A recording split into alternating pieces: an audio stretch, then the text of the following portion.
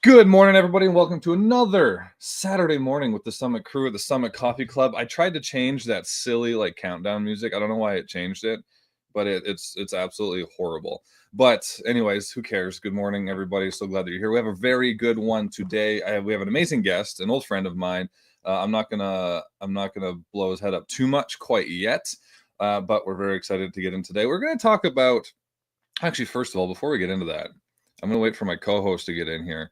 But we have a few special announcements. One of which, so one thing that I've learned over my entrepreneur journey, and I'm sure a lot of you know that are watching this. First of all, welcome John, welcome Chantal, welcome Chrissy, welcome John, welcome Pete, and everybody else. Good morning. I hope you have your coffee. I have mine. I think this is the coffee I got from. I think this is from some Italian market. Adrena will tell she made it, but it's been better. But it doesn't matter. It's all good. But one thing that probably one of the most important, it's interesting as if you're an entrepreneur, or if you're just somebody who's you're trying to climb the ladder, or you're just trying to improve yourself constantly, you realize the importance of certain things and where they're placed on your list of what is the most important things to get me to where I want to be. And one of the things that has been firmly on top of my list and has been fairly quickly, I don't think I put it to the top of the list soon enough, though. But that's a lesson learned. Hopefully, this will help all of you put it to the top of your list a little bit earlier than I did. But surrounding yourself and being so intentional with the people that you surround yourself with is the most important thing. And one of the people that I am very lucky to be able to surround myself with is my partner in crime, Adrena. How you doing? Hello, I'm good. I was not expecting that. I know, I knew you weren't, and that's why I clicked on you immediately when I saw you Yeah. trying to get your blanket ready and everything like that. So kind. But you're Thank you. welcome. Thank you. But anyways, I'm saying that obviously I'm talking about you, but there's obviously somebody else that we want to celebrate this morning. Uh, and right, yeah, so you're excited. But how important, because we've gone through this journey together the last 2 years as entrepreneurs and as life partners. Longer than that as life partners, but a few years as entrepreneurs. But how important to you, and what are maybe like a high level some of the lessons that we learned about how important it is to have the right people around you? It's everything. I think we've put ourselves in some different situations, some intentionally, some unintentionally. But I think that if we didn't navigate those things with like the right mindset or the right support, we could have absolutely fallen apart in Mm. some situations. So I think that it's everything that you have the right people that are around you that can lift you up, that know that if times are tough, maybe they need to show up a little bit more. And then if things are great, then obviously we can just have a good time. But it Mhm. is really, really important to make sure that you've got people around you who don't suck the life out of you. Like I've Mhm. talked about this a few times where I've seen a noticeable shift in my energy depending on who I'm speaking to, and obviously, in life, you're gonna come across people that are maybe not your people innately, but you can absolutely be sure about who you want to invite into your Mhm. space, and I mean, if they suck the life out of you, try to spend as little time with them as possible. Even if it's, like, close friends or family, maybe take that into consideration and see what you can do to give yourself some space 'cause it changes everything. It's that simple. They don't push you forward. If they pull you Mhm. back, maybe don't be around them as much. Could be that simple. Yeah. But we got, I don't want to say we got lucky. We did get lucky with a few people that we have around us. Got very Chrissy, lucky. one of our original business partners, she's absolutely incredible. We love her to death. I think she's watching right now. Couldn't have been more excited and lucky for her to kind of believe in us and join us. Mhm. And then there's somebody else that we kind of fell upon. I won't say by accident. It wasn't really by accident, but Yeah. we were playing a numbers game. Really, we were just talking to a lot of people, trying to network, and develop some relationships with a lot of people. And this one, it's when the shoe fits, right? But anyways, we wanted to celebrate Sam today because it is her birthday. Happy birthday, Chantal. Chantal. You have been literally a godsend to both Mhm. us and a number of our businesses as well.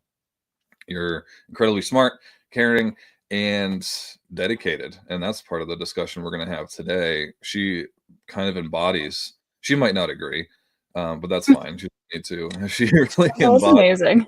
some of the things that we're going to be talking about today with our guest. But again, it was one of those like when we got to know her, she got to know Yeah. kind of what we're doing, and she helped us with our initial event, which is also a good example of bad partnering with somebody and good partnering with somebody, meaning we got to partner with Chantal on something. Uh-huh. But anyway, wanted to celebrate her. Happy birthday, Chantal. And we look forward to keeping working with you over the next, hopefully indefinitely. Absolutely. Happy birthday, Chantal. We love you. Absolutely. All right. Now, enough of the gushy wishy stuff. We're going to talk about three. I mean, we'll probably get into more of this, but there is a. We worked with we just had a cohort of business owners that went through our challenge. I think this was the sixth or seventh time we've run the challenge. And these three things, especially as we see entrepreneurs that have gone through it, 2, 3, 4, 5 months ago, and kind of where they are now, the difference isn't the ones that are the smartest. The difference isn't the ones that stuck the most, stringently to the plan while they were going through the challenge itself. But they're the ones that kind of embodied three of like these kind of, I will call them concepts or three, yeah, three concepts where they were dedicated. They focused on developing the habits and they were disciplined in doing so. Those are the ones that stuck out. Again, they weren't the ones that necessarily came in as like experts in business or a ton of experience or experts in their field. The ones that ended up being, or at least got further ahead, were the ones that developed the good habits, really. What is your take? What is your relationship with those three, with these three words here? What is my relationship? I'll Let's take see. you, don't worry. I think, to be honest, it ebbs and flows because of life, things happen, and I think that sometimes these 3 things can slip. The one that I'm referencing right now would be discipline. I think that they kind of can ebb and flow depending on where you are in life, what your circumstances are. Currently, those 3 things are all working really, really well together for me right now, and I'd say for the last, like, 5 or 6 weeks probably. Prior to that, my discipline for sure was lacking. I had some shitty habits, and I'm speaking mostly to, nutrition and gym and stuff like that. But when those 3 things are rocking together, it is amazing how quickly they can shift where you're at. Like, I if you show up with discipline, dedication, and working on your daily habits, you can literally change things in, like, 5 weeks, 6 weeks, whatever it might be, and that could be in business or in fitness and things like that. So, yeah, together, those things are a recipe for success. It's kind of one of those things. Like, what came first, the chicken or the egg? Right? Yeah. Because yes, you need discipline, right? But you need discipline to at least get started and push through uncomfortable times and Mhm. make decisions that maybe you're not super comfortable needing to make, and to continue until you can develop those good habits. And then Mhm. it's becomes almost weird to not do the thing that you had to force yourself. You felt like you had to force yourself to do it before, but then it takes that intention and dedication to keep finding those things that so you can keep improving, keep moving Yeah. forward. Don't just get stuck, because you can develop good habits and then you get stuck in those same things and entropy kicks in, and then all of a sudden you're falling backwards. You need the discipline and dedication to point yourself in the right direction, pick the things that are going to push you forward, and then push yourself in pursuit of those Yep. things. And so this is a good segue into our guest, because our guest kind of the first time I met him, he'll probably correct me, I think it was probably coming up on like 10 years ago now. We were in Montreal, I think. We're in Montreal, and I was competing, and his former partner was on the same team, I think, as me. And the first thing they're from Toronto, I think, at the time, so they were still a ways away, even from Montreal, they're still a ways away. And he had like his Tupperware container with his food and walking around. And I was a professional athlete at the time, and I was not that dedicated. I did not have Tupperware containers. I was going getting tacos at at the food truck and stuff like that. It's like right away, I was like, damn, this guy's dedicated. This guy has the Yeah. habits and discipline. And again, I think we look at individuals like that. You look at like the Jockos and these individuals that kind of promote like dedication and discipline. Like we think like, oh, I have to be so disciplined. I have to be so rigid in order to be able to do those things.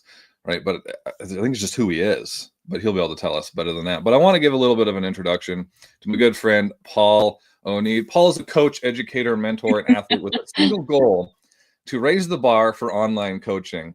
He holds Masters of Science degrees in both exercise science and sports management, and is a certified strength and conditioning specialist with 17 years experience in varying capacities from youth to professional athletics. He is the founder and head coach at Master Athletic Performance and the co-founder and lead educator of Coaches Corner University. His impact extends much further than that as a mentor to fitness professionals looking to scale their businesses, boost their impact, and streamline their systems and improve their work-life balance. And his life motto right now is I stay sexy, even though I'm old now. Welcome to the show, Mr. Paul O'Neid. Thank you so much for being here, my friend. That's quite the intro and picture, my friend. You like that? That was good. That was 10 out of 10. Beautiful. That's what I want. But we actually He was so proud of himself this I was. morning. Can I I just know tell he you? was. He I know. was so proud of himself. Yeah, Paul still knows me. I haven't changed too much since. No. But it's been a while. You have some things going on, so I want to talk about you and your life. You just sold your house. You're moving to the States. Tell us a little bit about what you got going on, my friend. Yeah, so my wife Olivia and I live in Ottawa, Ontario currently, and we've been pushing around the idea of potentially relocating to the US. Last year was a bit of a trial for us. We figured, you know what, we both work online. We're doing fine. Let's go to the States for the winter. And we decided on Houston, Texas. Houston has a great fitness community. It's right near the beach. So we rented an Airbnb for a couple of months. When we got down there, we extended it another month. Nice. And when we got back, we're like, we need to do this. So we started the paperwork process, and it was going pretty smoothly. The process is actually quite easy. This is going to sound bad. It's quite easy when you make a lot of money, because all the qualifications are that 50% of your international business is American and to a minimum of $30,000. We have 3 American coaches, so it was we qualified right away. But then I exploded my kneecaps a couple months after that, so put it on the back burner. And then this fall, we put the wheels back in motion, got qualified. We did our interview 2 weeks ago. Then within the 2 weeks after that, we sold our house, and it firmed up yesterday. And now April 1st, we're going to Charlotte, North Carolina. That's Congratulations. Awesome. What made you land on Charlotte? I love Charlotte. I'm just curious. I've been there a couple times. It's gorgeous. It's also from Ottawa or Toronto, where both of our families are. It's like it's a 2-hour flight. There's still 4 seasons, but there's no winter. And cost of living is pretty good. It's still relatively conservative. Yeah. We're going to try it out. So nice. It's so nice. Sorry, go ahead. No, you go ahead. I was going to say, because we are Canadians entering the US, we don't have our credit scores can't carry over. So it's actually a blessing, because then we can try out Charlotte. If we don't like it, we already know we love Houston. So whenever we're ready to buy, we can buy, because luckily I bought my house prior to COVID. So we've got a ton of equity built up. And, pretty cool. That's great. And it is really difficult. It takes a long time because obviously I immigrated from Canada to the US, and I had a pretty good credit score in Canada, got there, and it was like, that doesn't matter. We still don't trust you. Our rental property is asking for a $4,000 security deposit. I'm like, okay, that's what you need. I sent them all of our business financials and everything. They're like, yeah, still no. I'm like, okay. Make sure. Okay, so one suggestion. I've dealt a lot with immigration stuff. I'm from the US originally, but when you guys get there, get to a bank that allows you to take out a secured credit card, where basically like you'll put $500 on it, and then you'll just use that to pay, and then that'll help you build your credit more quickly. But you have to be so proactive about trying to build your credit in the States, or else it will take years to do. Yeah, that's go get a secured credit card, and then hopefully you can build up from there pretty easily. Awesome. Yeah, it takes, hold on, let me put my mic back. There we go. It takes a long time if you don't do the right way. Trust me, I know that. But we're not credit experts. But what you are is coach. And the word coach is interesting these days because it's been diluted over the years. And this is in many industries. Like even for us, everyone would call us, business coaches or leadership coaches or sales coaches and stuff like that. And I'm like I get like my spine would tingle. I'm like, that's not like, because I'm kind of comparing it to some of these other coaches or people that say they're coaches. They read 48 Laws of Power or they read an ACE fitness book, and then all of a sudden they think they're coaches, because there's, like we were saying, there's a lot more to being a coach than just understanding the material. It's how do you apply that material to many different types of people with many different backgrounds, many different personal maps, and then being able to apply that knowledge and make it effective to each individual person whose DNA is completely different. So I want to hear from you, because you're a coach, right? Yep. You're like, with whatever the original purposeful definition of coach is, like, that's you. And again, I told you I was going to probably get your head a little bit too big at some point here, but this is going to be the topic that does it. So what in your industry, and again, you're helping business owners as well in the fitness industry.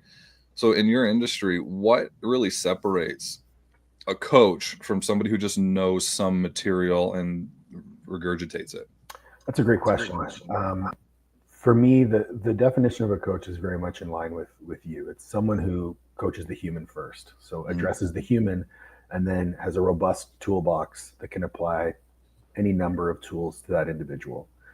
The way I like to look at it is, I'm very agnostic to any methods that I use, but I'm religious about the results. So as long as we get the results that we want and that person is happy, and we're doing so in a way that doesn't compromise on any of their values or my values, then we're in a good spot. In my industry, in health and fitness, you have kind of two camps. You have the high volume, low touch, I wouldn't call them coaches, but they call themselves coaches, where here's your program, here's your macros, I'll talk to you once a week. Or even in some cases, here it is, let me know how it goes. Yeah.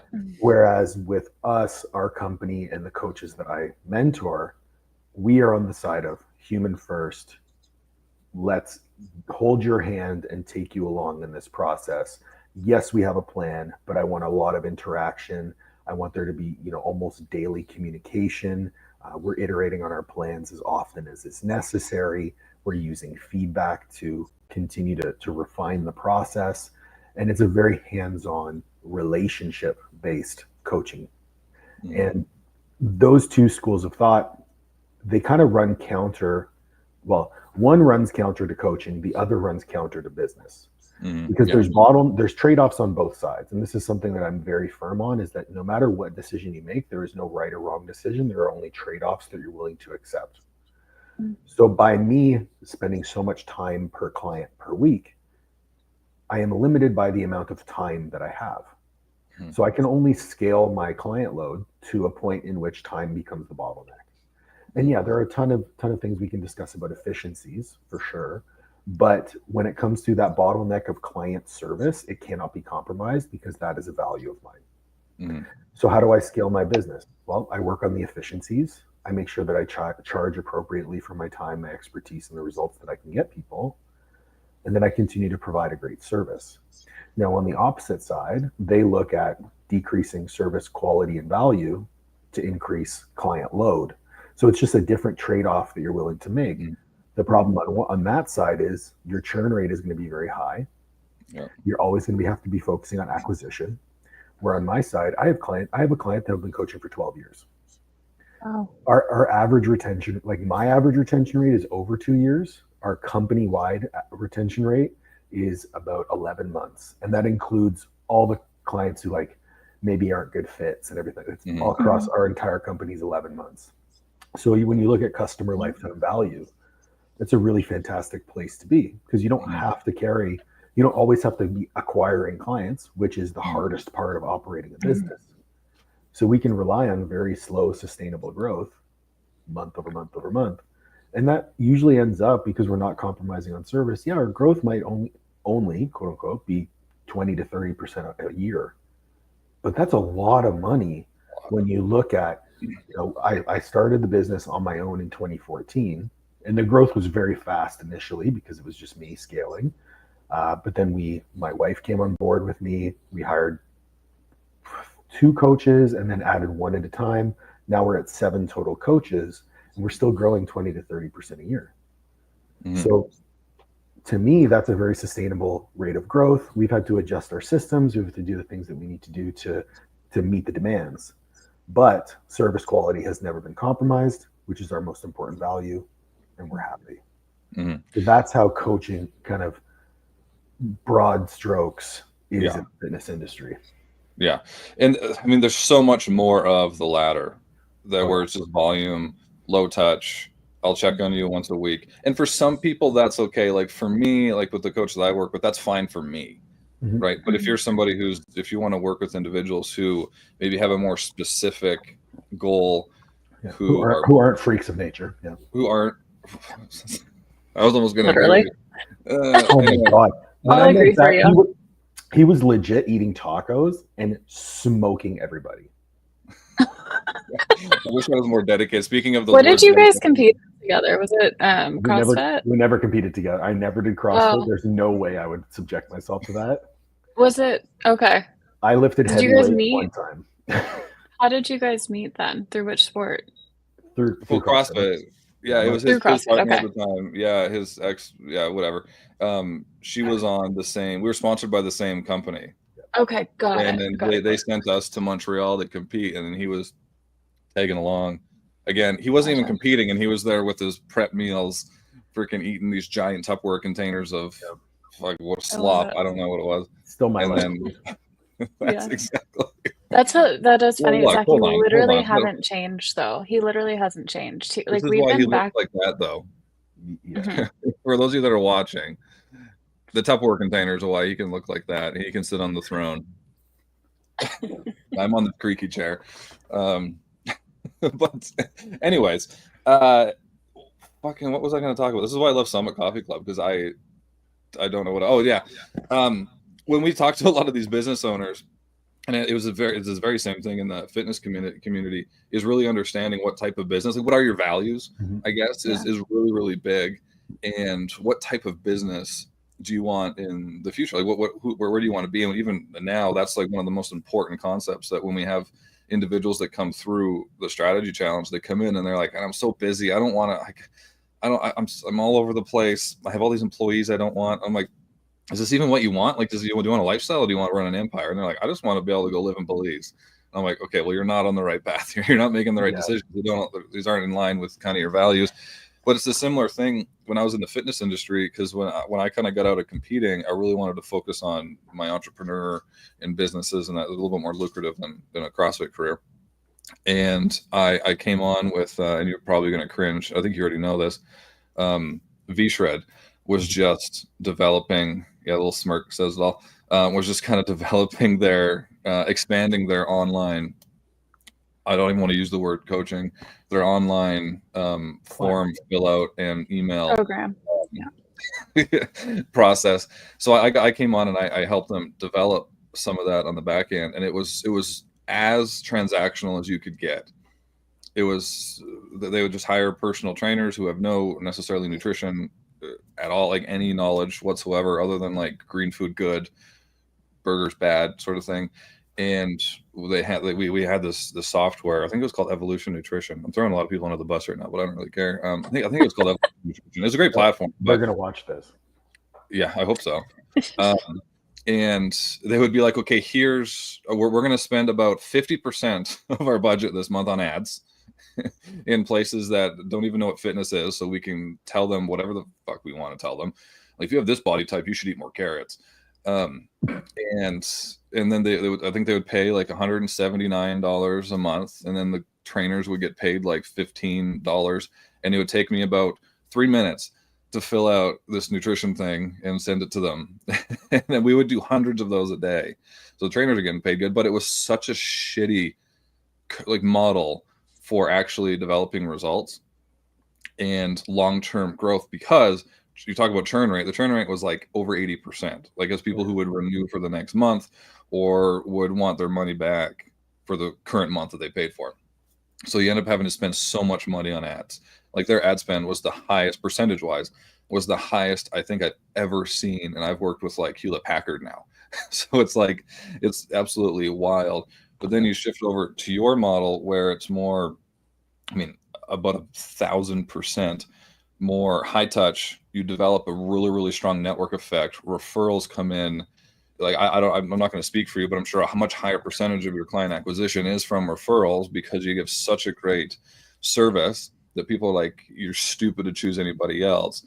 Now your cost of acquisition is way down. Your effort for acquisition is way down, and you're able to focus on what you're a master at, which is coaching, which is the science, which is applying it to these different DNA specimens and focus on what you want. So you're really, really clear on your values and where you wanted your business to go. Am I on track or am I just talking shit? 100%, man. 100%. Like our cost of acquisition is essentially whatever it costs me to outsource my video editing. Like, so Yeah. Our company as a whole might spend $1,000 a month on acquisition. That's amazing. Okay. It's like not. So Yeah, that's, nothing. we have 200, I think we have just shy of 250 total clients under our company umbrella. Mm. So that's 3 clients out of 250, their revenue goes to video editing. Wow. And so, so there's a few things that I wanted to tease out of what you were saying. The first one being like, you have to decide what your business is going to look like. And I love that you mentioned it has to be aligned with whatever your definition of success is. Mm-hmm. So the way that I look at the structure of our business, my definition of success is X, Y, or Z. And for me, it has a lot to do with my ability to enjoy the things that I'm doing, to feel like I'm making an impact, and to have the time that I want to do the things that I love and spend time with my loved ones. I'm pretty easy to please. Then I have my core values. And those are very well defined because I went through a lot of, challenges in life that forced me to clearly define those things. And so when I look at my business, all my business is a vehicle to link my values to my success. Mm-hmm. That's it. So Stealing all you need to do is clearly define your values, clearly define success, and that business is the vehicle to get you from one place to the next. That's it. Mm. And when it comes to, that vehicle, for us, it's almost 100% referrals. The only person on our, there's 3 people on our team that have relatively high follower counts on social media, like my wife being one, our coach Jaden being the other, both of whom are IFBB pro bodybuilders and record holding powerlifters. And then Amber White, who we just added to the team, she'll be a pro this year, most likely. Yeah. So other than those 3, the rest of us is just referrals. And it's referrals off of amazing service. When you look at your roster, so say you have 20 clients right now, that could be 40 in 1 month if you ask. Because if each one of those clients refers you one person, you just doubled your roster. Yeah.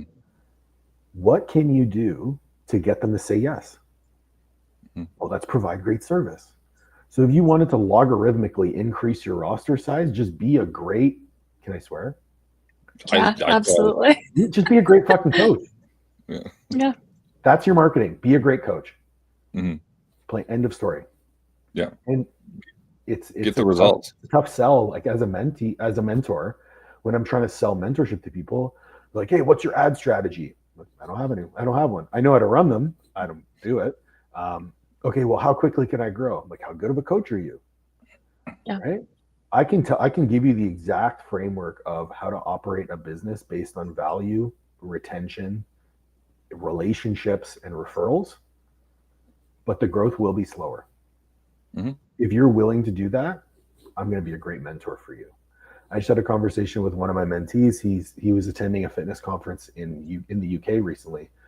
And he's like, everybody here has call setters and they have ad spend managers and they've got, assistants. And like, am I doing something wrong? I'm not using ManyChat. I'm like, well, it depends what kind of business you want to run. these people have low touch businesses and they carry hundreds of clients. Is that the type of business that you want to operate? If so, yes, you're doing something wrong. Mhm. If that's what you want, there's no right or wrong. There's no judgment on my part. I have my beliefs on how coaching should be done. But if that's the way that you want to operate your business and that's your vehicle to drive you towards success and aligns with your values, that's great. I'm just probably not going to be the mentor you continue with. Yeah. Because Yeah. It's the concept of building your business on cement, not straw. Like you can get straw, you can stack straw a lot quicker, but you're probably going to fall down. It's going to rot. There's going to, like, it's not going to be but it could be quick. It's easy to get. It could be quick, but the cement, you got to make sure that it's level. You got to let it dry. You got to let the foundation set, and then you got to build another smaller layer on top of it and on top of it. But if you patient and you're consistent, I think that's probably the biggest word, the most important word. It's not going to go anywhere. Yep. It's not going to go anywhere, and that's something a lot of people struggle with, again, because there's the sexy side of just being in the industry, being in this world for as long as I have now.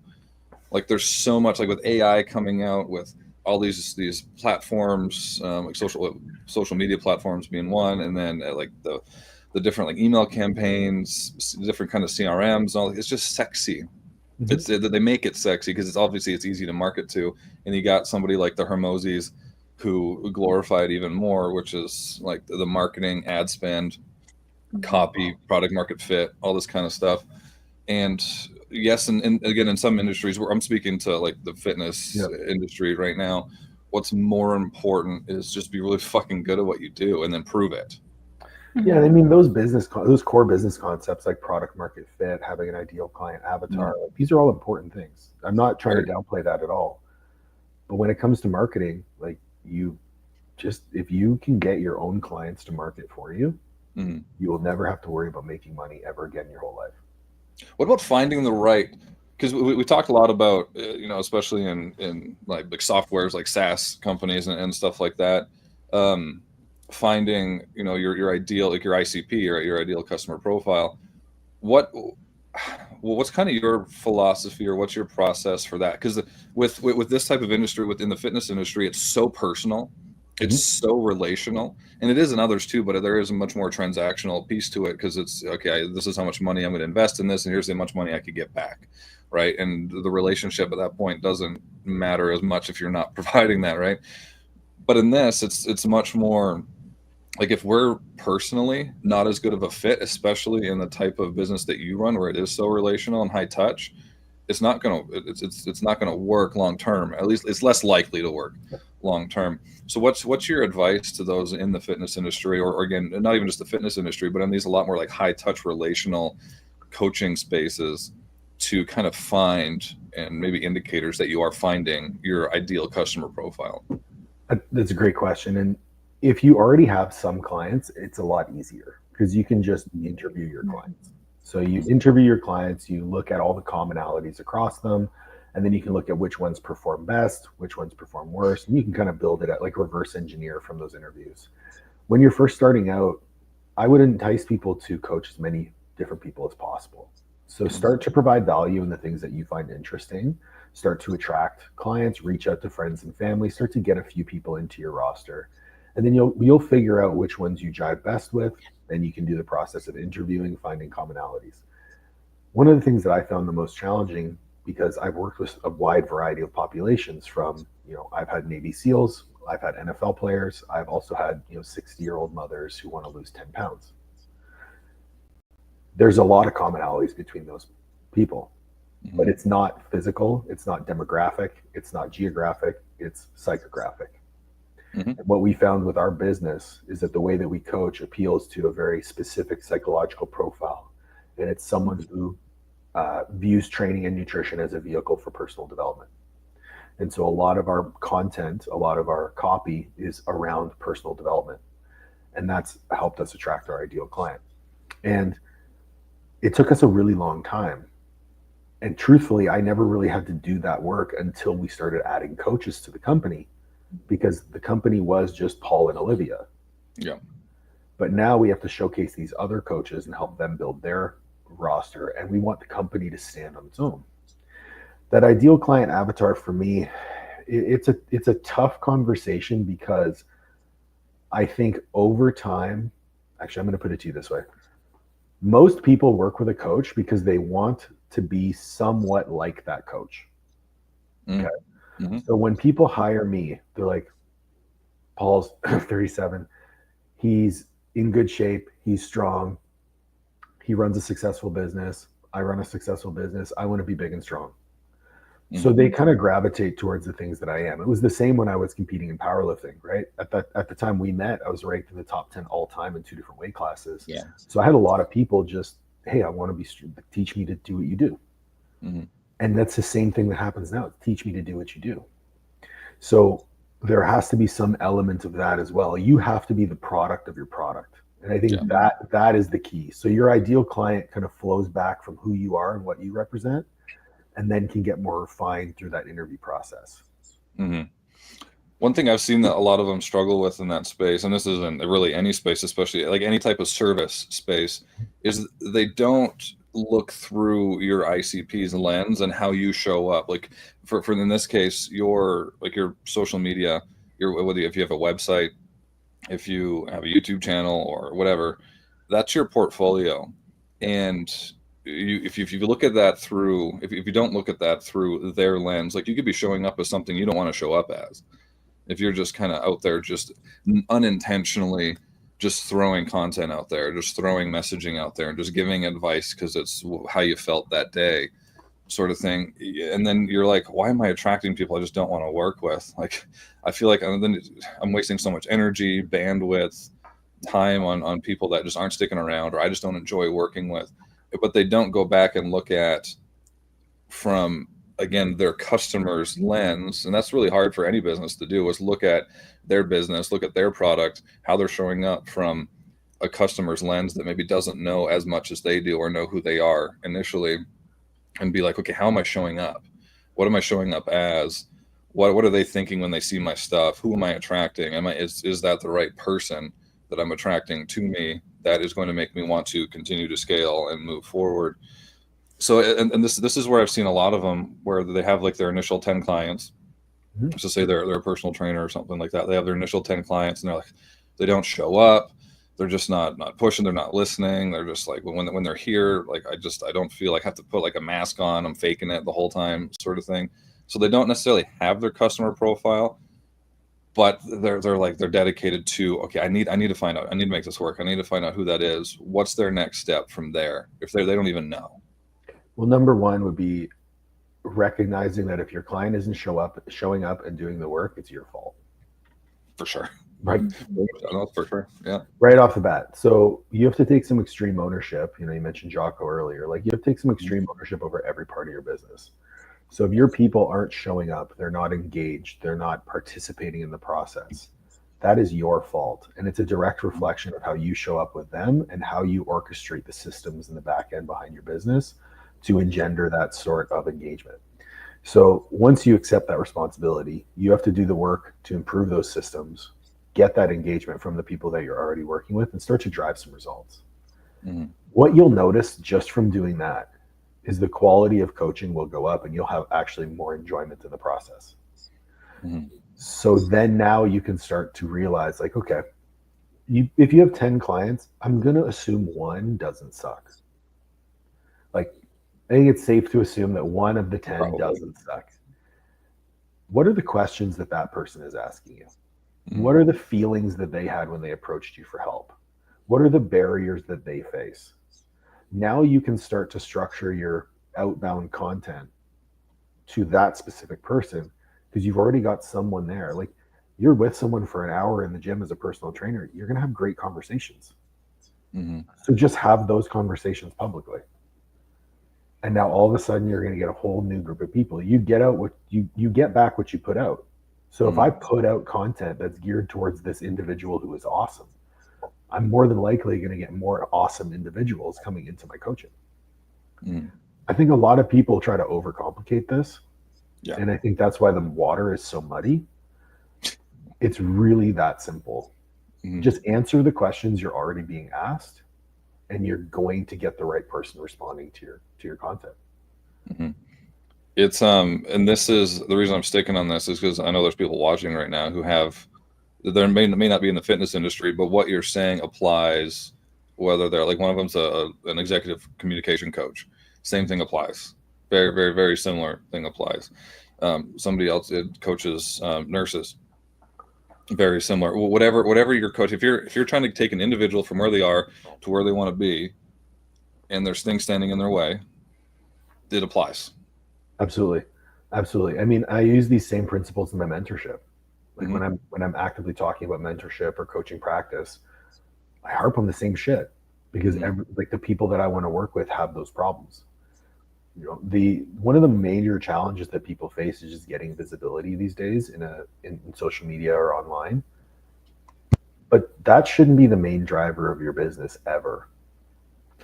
The example that I give is when you drop a pebble into a pond, it'll splash, but then the ripples will extend to the edge of the pond.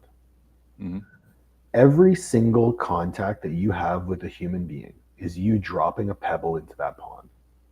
Whether it's you're responding to your barista when they ask you how your day is going at Starbucks, to shaking hands with somebody, to saying hi to somebody at the gym, asking someone to work in with them, every interaction with your client, every time you remember your client's birthday or their dog's name or their spouse's name, all of these things are pebbles that you're dropping into the pond. And some of those pebbles will be big rocks. Like you host a webinar, that's going to be a big rock. You know, you put out a lead magnet, that's a big rock. Telling that barista that you're having a great day because you're building your business, that's probably a grain of sand. Mm-hmm. But if you speak about your business well enough to that barista, and your ideal client is, you know, maybe a middle-aged person who wants to get off of their diabetes medication, and that barista's mom is on diabetes medication, you just got a new client because you answered your barista's question. That's what drives your social media. Your personal interactions will cause people to look you up. They're going to look you up on social media. They're going to follow you. The chances of you going viral on something, next to zero. Especially if you're talking about diabetes. Well, maybe if you talk about like GLP-1s, you'll probably have a pretty good idea of, you know, the popularity of that subject matter. But, you know, that's the way that I look at things. Yeah. Well, so many people look at like that success bias, or they look at the people who are already at the top. I'm just going to do what they're doing. I'm going to go viral. It's like, well, they have 10 million followers. You're not going to go viral with your 14. They have 10 million followers, and you're also not them. Like, yeah, you don't want to be that old Dr. Seuss quote. Nothing is. It's truer than true that no one's more youer than you. Yeah.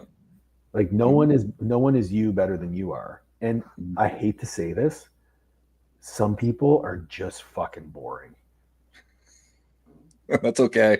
And that is totally okay. But be boring. Yeah. Right? Like don't try to be. There's this guy on I think he got famous on TikTok in the fitness space.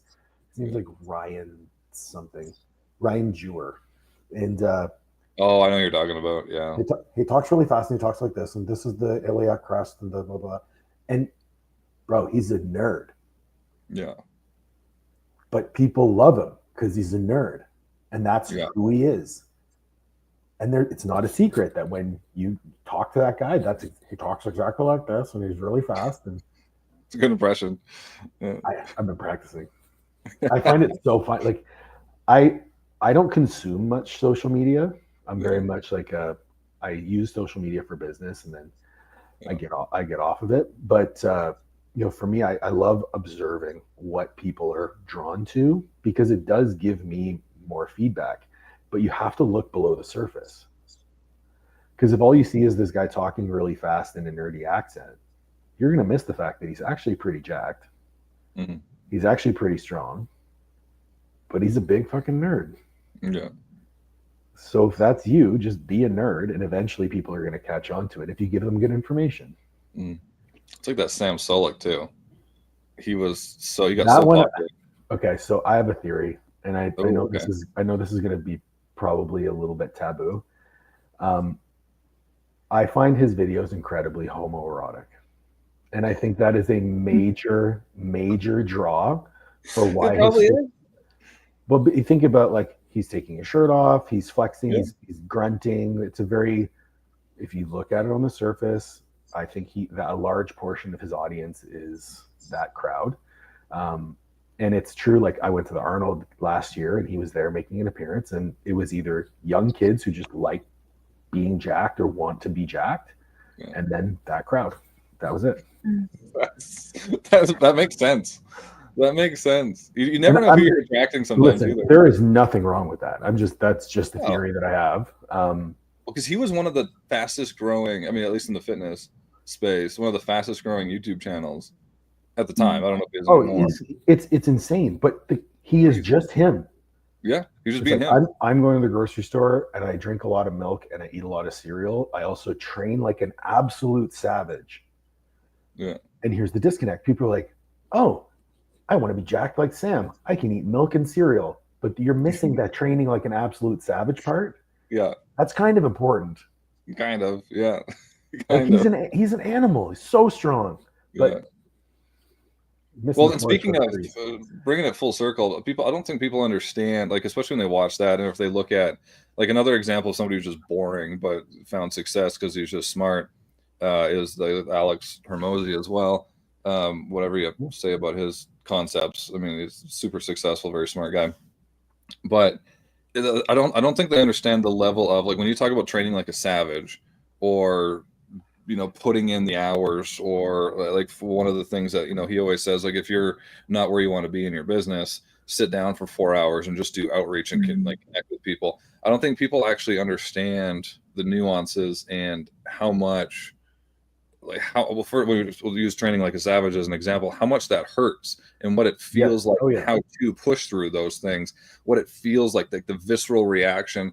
It's like literally not being able to move 30 pounds when you normally can lift a couple hundred, pushing yourself to that point. Like, people don't understand. Adrina can probably speak to that, because I'm trying to get her to that point, and she's getting there, where she is pushing herself like that. It's no, it's fine. It takes a lot, and I think that because I've only been weight training for probably 3-ish years, maybe 3.5, and I realized very quickly these last few months that I was never actually pushing myself when I thought that I was. Like, I would start to feel that pain, and then I'd be like, okay, that's enough. Where now Zach is like, I've got 500 pounds on a leg press, and he's sitting there like just making sure that I actually hit that failure point, and it feels so different. And it's also, I think, if you're by yourself, it can be really scary to try to train that hard. I do think that that's when you need somebody with you to just make sure that you're still safe, but it also makes such a big difference. Like, I've seen more change in my body in the last 5 weeks that we've been on it and sticking to it, and our nutrition is on point, than I did previously when I was just in the gym 5 days a week, but I wasn't truly pushing myself. But that feeling is something that it's kind of like a mental thing once you hit it, to know, okay, I am okay to keep pushing past this point. Yeah, it hurts like hell, but it kind of feels good at the same time, because you know that you're working freaking hard, and that just, like, it's pretty rewarding feeling. But I think getting to that point and then understanding what your true limit is not something that you find immediately. Like, it's taken me 3 years and working with somebody who knows how to achieve that in order to do it. And I think that that's where, like, coaches come in handy big time. Like, if you want to see a big shift in your fitness, you need somebody who knows what the hell they're doing and that can talk you to that point and then push you past it. Yeah, listen, I'm a meathead at heart. So, like, at the end of the day, anything that I do in my life has a parallel to training. I've said this before on my own podcast, on a million other podcasts that I've done. Not that I've done a million podcasts, but I wouldn't be anywhere in my life had I not put my hands on a barbell. And I genuinely believe that. Right there with you. So any concept to me relates back to business. Even what you said about pushing to failure and being scared you're training alone. Cool. I trained legs alone this morning and leg pressing to failure. Guess what I did first? I made sure that the safety was in the right spot. Mm-hmm. You do that same thing in your business. You make sure that you have a stopgap that you can fall back to if ever you've gone too far. Mm-hmm. Parallel. You talk about quitting when things get hard versus quitting when you've reached your limit. Most people in the gym train until they feel discomfort. But when you feel discomfort, that the evidence of research will tell you that when you feel discomfort, that's actually when the productivity of the set starts. Mhm. Yeah. Because those reps from zero, like of failure back about 5 reps, those are the only reps that count. Mhm. So if you're quitting when you get to that 5 reps short of failure, you're missing out on so much growth. Yeah. And so when Alex talks about sitting down for 4 hours and doing outreach, that's those 5 reps before Yeah. failure. Yeah, If 100%. if you don't have that anchor point from something in your life, it's really hard to get out of that comfort zone and push to failure or push to your limit. So whether your anchor point is, being in the gym for the last 20 years and working to be one of the strongest people in the world, or your anchor point is a really challenging childhood that put you in uncomfortable positions, you have to have an anchor point of effort, of discomfort, of anguish almost, to then look at, okay, am I at a 10 out of 10 effort? Oh, great example. This summer, I tore both my quads. You would say, wow, that probably hurt a lot. And I would reply back, no, it didn't. You know what hurt more? When the anesthesia wore off after my surgery. Yeah. So now whenever anyone's like, oh, how much pain are you in? I'm like, none. Yeah. Because now my anchor point of 10 out of 10 is cold sweats, crying, shaking. Mhm. So if I'm not cold sweats, crying, shaking, needing my wife to rub my back, it's not a 10 out of 10. You're fine. We're fine. Walk it off. We can still go. Yeah. Yeah. Yeah. No, it's so true One- though. Go ahead. Adriana. Oh, I was going to take us a different direction. One question that I had based off of what you said in the beginning, that you're human-centered first when it comes to coaching. Mhm. And I am curious, you might not have noticed a big shift because you're so clear on the type of person that you want to work with. But when I think about the fact that you've been doing this for a long time and how much humans and society has changed from when you started to where we're at now, I'm curious to know if there's a core difference in the way that you have to show up and coach people through things, maybe on the mental side of things versus when you started, and what the biggest shift has been that you've seen. So that's a great question. There's been a number of shifts. The first one is people are coming to us with more information because there's so much more information available online about health and fitness. So people are coming to us with a lot of information, but they're coming to us with more confusion and less understanding.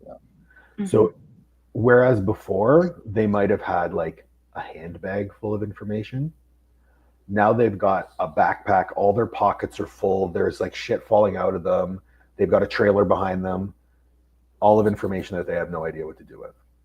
So that forces us, and I think it's a good thing, it forces us to be in a position to step up, break down those limiting beliefs, and educate them on what actually matters. So I think that is a fantastic thing as a coach, because if you can do that, you can have a more profound impact. The other thing is psychologically, I think a lot of people have, I don't want to say lost the ability to communicate, but have relinquished their desire to be vulnerable in communication. Ooh. Because it's just what I've been observing is they may be feeling things, but someone's problems are bigger, or something else is more important, or they don't want to bother me.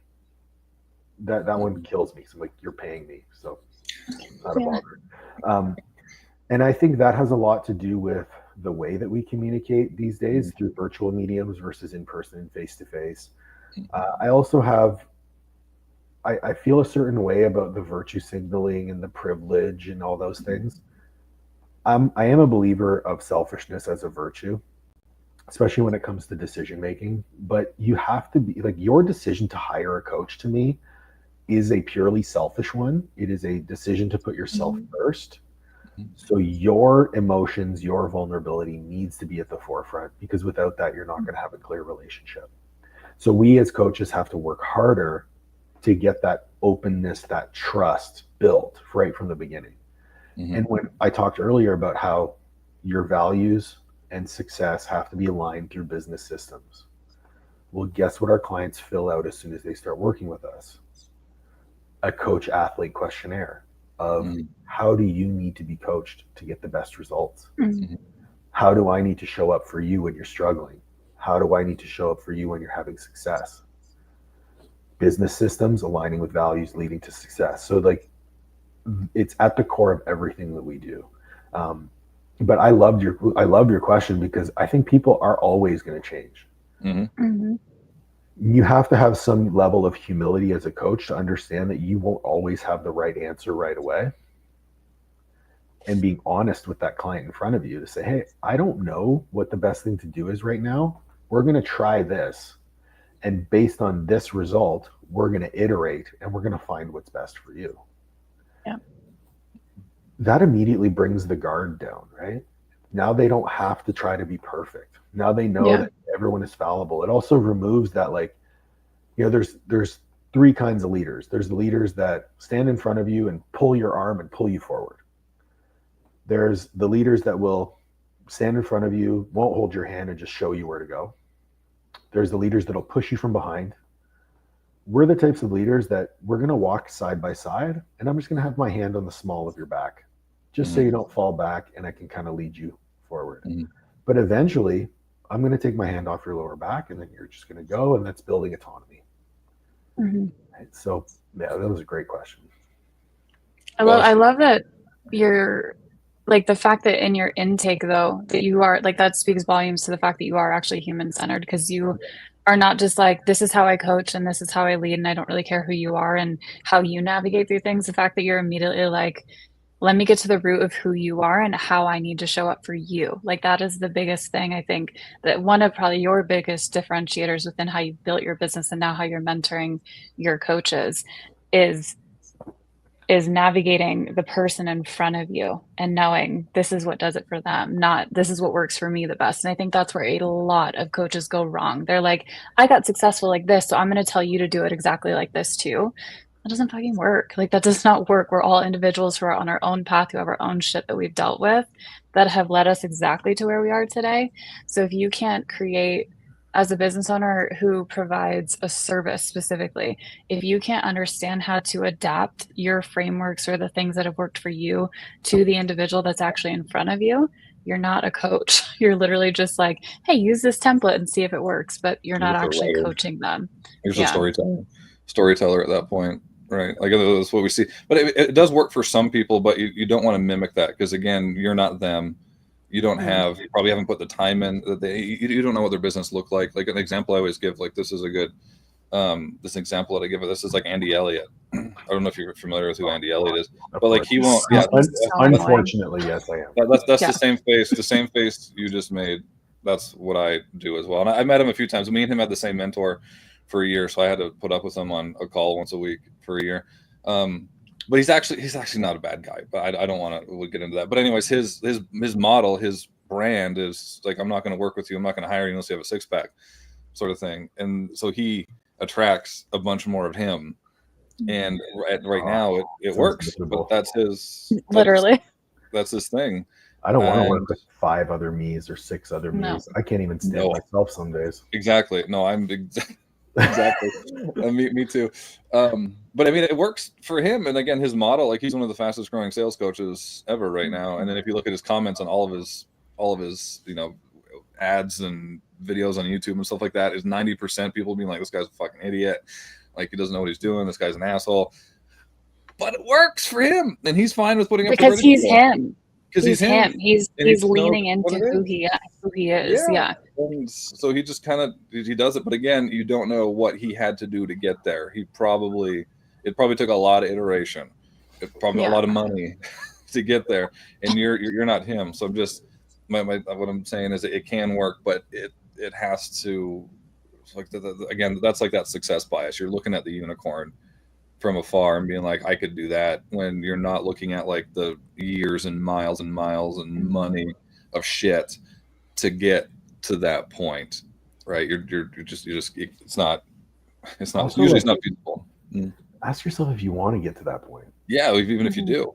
Yeah. Like I have no desire. Like if you ask me, like, hey, do you want to run a business that has many employees and you need an assistant? You have a C-suite of executives. I'm like, bump that. Nope. Yeah, you have to put on an act. You have to put Yeah. on an act most of the time. No, I So, just want to coach my clients and yeah. have an impact. And the Yeah. fact that we have multiple coaches who want to do the same thing, like that makes me happy.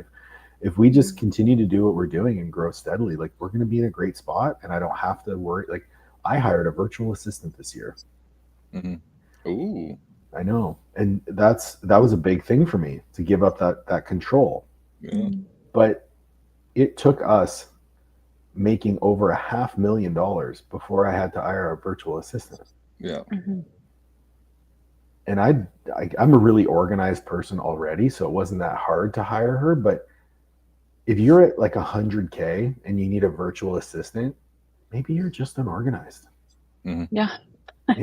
Or if you're not getting any referrals, you don't need a call center. You need to be better at your job.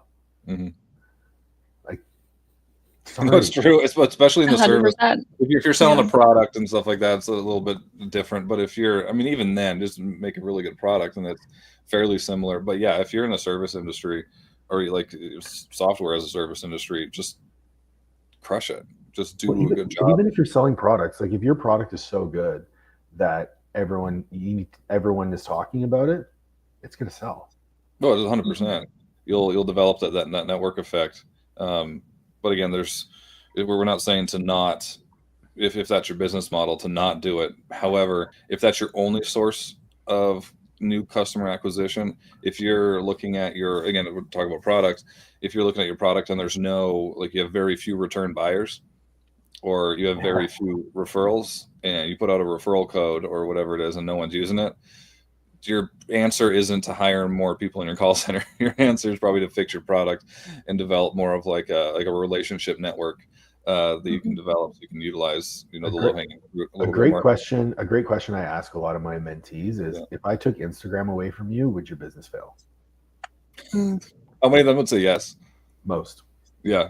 When they come to me, most. Yeah. We'd be just fine. Yeah. Yeah, you would.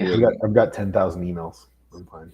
Yeah, you're totally fine. No, and that's where and then there's a company that I'm working with right now that we're getting off the ground, and again, they're relying on ads and emails. Actually, they weren't even doing emails. They're pretty much just relying on ads and the hopes of referrals. Whereas if you focus more on developing that relational network effect, where people want to open the app more, people want to talk about you more, it's gonna work out. But speaking of, I want to wrap this up because I mean, obviously we could talk all day because we didn't talk about anything that you wanted to talk about. I know, it's so great. Won't be the last time you see Paul. And after he's moved, because you're gonna be busy. You have 2 dogs. 3. Still, right? Or do you have 3 now? I have 3. I think the dogs that you met, one was black, one was tan. Yeah. Yeah, so the black one passed away 4 years ago. Yeah. I still have the other one, Beefcake. Beefcake. Yeah, and then I have Pork Chop, who's a pocket bully. And then Olivia, when she moved in with me, she brought her dog Stella, who's a bulldog boxer mix. That's the bigger one. Cute. Yeah. Do you have? Are they close by? No, I kick them out when I do podcasts because they snore really loud. Yeah, they do. Because we have anyways, I wanted because we have an English bulldog, and I wanted them to meet, but that's fine. We can do it another time. Oh, another time. But they had because your dog. He's psycho. My bulldog is psycho. They're all crazy. Because you had Beefcake and who's the other one? Meatloaf. Yeah, so it's Beefcake and Meatloaf. They were kind of like the dynamic duo, and they were so freaking cute. And I was sad when Meatloaf passed. But you still have Beefcake, and then you have Pork Chop. He's actually on my desk right there. Those are literally the best names ever. Oh. I know. But basically, if he was a dog, his name would be one of those names. For sure. I mean, Pork Chopper boys. Yeah, for sure. But anyways, yeah, we could talk about anything. This won't be the last time you see Paul. Obviously, we had the runtime of about an hour. I love when we can, because I attribute a lot of my attribute. It's earlier here. I attribute a lot of my success in business and understanding of the concepts, and when it comes to building habits, when to use discipline and what dedication actually means, and what pushing through pain actually means, to my fitness experience. Like there's so much related, even in sales. When I had to do sales, and especially initially, when I was selling higher ticket, fitness packages, like that was the hardest thing to sell. Getting good at selling that stuff was because you're selling the idea that like, hey, if you put in all this work and do all the things that we say, you might get what you want. And by the way, there's no like monetary return on it. That was the best foundation for me when it came to sales, because then I go and sell something like, hey, you invest this is the return, here's the proof. They're like, oh, this is fucking easy. It seems really simple, but I definitely, a lot of my success was due to fitness. So I love when I can talk to somebody like yourself, and you can kind of draw a lot of those parallels to just success in general when it comes to anything, not even just business. Oh yeah, dude. Everything, again, it comes down to having an anchor point. My anchor point is fitness.